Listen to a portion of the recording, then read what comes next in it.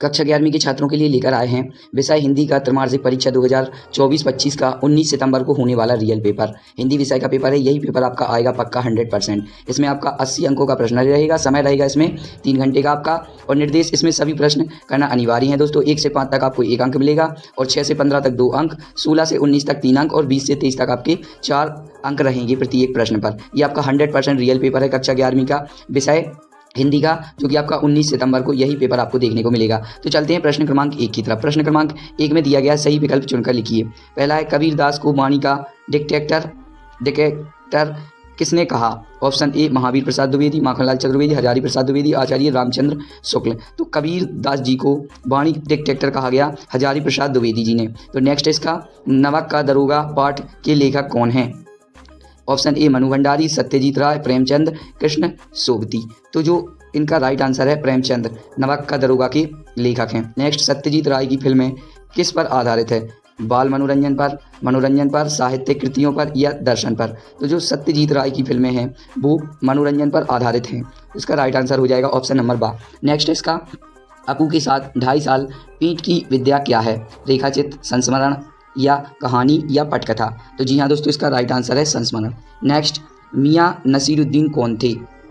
नानवाई, नगीना साज, रंगरेज, या आईना साज? जी हाँ दोस्तों, तो इसका जो राइट आंसर है वो हो जाएगा आपका ऑप्शन नंबर आ, नानवाई। नेक्स्ट, अर्थ के आधार पर वाक्य के भेद होते हैं 2 प्रकार, 3 प्रकार, 5 प्रकार, या 8 प्रकार? तो जो अर्थ के आधार पर वाक्य के भेद होते हैं वो होते हैं 8 प्रकार के।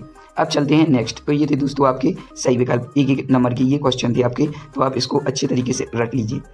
अब चलते हैं नेक्स्ट। प्रश्न क्रमांक 2, रिक्त स्थानों की पूर्ति कीजिए। इसमें आपको 6 रिक्त स्थान मिलेंगे। कबीर दास रचित बीजा ग्रंथ के खालिस्तान भाग हैं? तो जी हाँ, 3 भाग हैं। दूसरा, नवक का दरोगा का प्रथम प्रकाशन खालिस्तान वर्ष है। तो जो नवक का दरोगा का प्रथम प्रकाशन है वो है 1925 को। नेक्स्ट, सूर्य डूब गया में खालिस्तान शब्द शक्ति है। तो इसका है व्यंजन। नेक्स्ट, अपू की भूमिका निभाने के लिए खालिस्तान वर्ष के लड़के आवश्यकता थी 6 वर्ष के लड़कों की। तो ये हो जाएगा इसका राइट आंसर। नेक्स्ट है दोस्तों, रचना के आधार पर वाक्य खालिस्तान प्रकार के होते हैं। तो इसका राइट आंसर है 3 प्रकार के। न्याय और नीति सब के ही खिलौने हैं, तो लक्ष्मी के।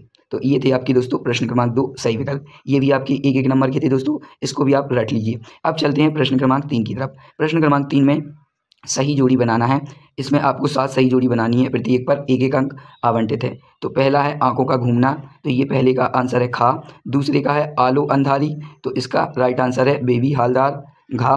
तीसरे का है आपका राइट आंसर ऑप्शन नंबर अड़ा मैंत्री भाव। चौथे का है आपका अत्यधिक दुख, और 5वें का है आपका कामयाबी। छठे का है आपका राइट आंसर मियाँ नसीरुद्दीन, और 7वें का है आपका राइट आंसर भक्ति काल। तो ये थे दोस्तों आपकी सही जोड़ी। ये भी आपकी 1 नंबर की हैं दोस्तों, तो इसको भी आप देख लीजिए। ये कुछ इस प्रकार से है। अब चलते हैं अगले प्रश्न की तरफ। एक शब्द या एक वाक्य में उत्तर दीजिए। मासिक वेतन को पूर्णमासी का चांद क्यों कहा जाता है? जी हाँ दोस्तों, मासिक वेतन को पूर्णमासी का चांद क्यों कहा जाता है? दूसरा, मियाँ नसीरुद्दीन ने नानवाई का धंधा किससे सीखा? तो ये हो जाएगा आपका दूसरा। ये भी आपका 1 नंबर का है, तो इसका राइट आंसर है अपने पिता से। मियाँ नसीरुद्दीन ने नानवाई का धंधा अपने पिता से सीखा। पीर का मजार का अर्थ लिखिए। तो जो पीर का मजार का अर्थ है वो है दोस्तों कोई दर्शनीय स्थल।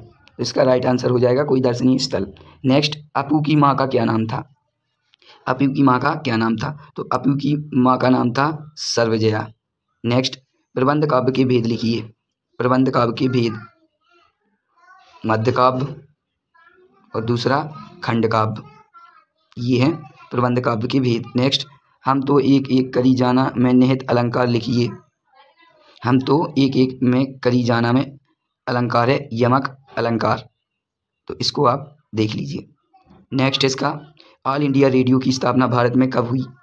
तो जो ऑल इंडिया रेडियो की स्थापना हुई थी वो हुई थी 8 जून 1936 को।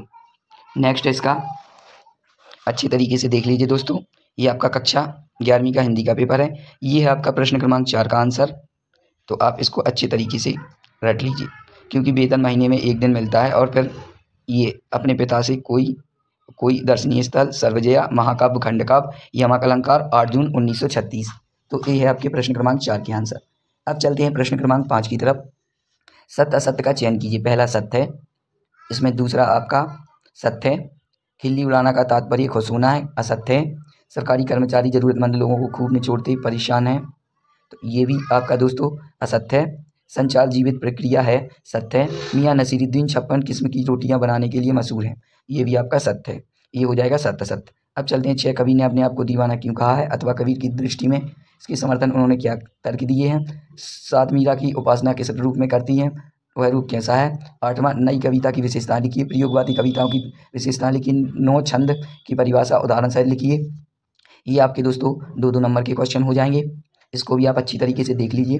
10वां है इसका, मियाँ नसीरुद्दीन के व्यक्तित्व की 2 विशेषताएं लिखिए, अथवा मुंशी बंशीधर ने अपना मित्र और पथ प्रदर्शक किसे बनाया। 11वां, जीवन तथा आत्महत्या का अंतर लिखिए।